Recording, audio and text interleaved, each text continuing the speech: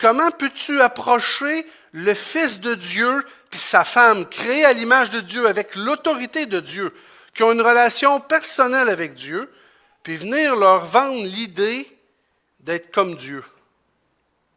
La réponse d'Ève, ça aurait dû être, on est déjà à l'image de Dieu. On est ses enfants. Mais à la place, Ève a été séduite par l'idée d'être comme une déesse.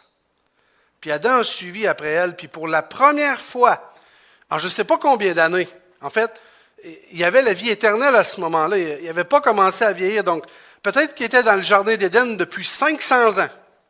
On ne sait pas le nombre d'années.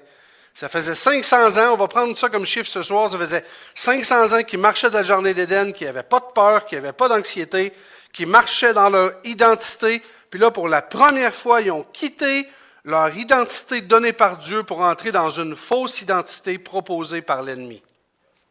Une perversion de la création de Dieu ou une distorsion de la volonté de Dieu pour leur vie. Puis savez-vous, c'est quoi la première chose qui leur est arrivée quand ils ont quitté l'identité que Dieu leur avait donnée? Pour la première fois, ils ont eu peur. La chienne les a pris, on dit en québécois. Puis ils sont allés se cacher dans le bois, loin de leur Créateur et de leur Père. C'est la première fois qu'il y a quelqu'un qui a eu peur.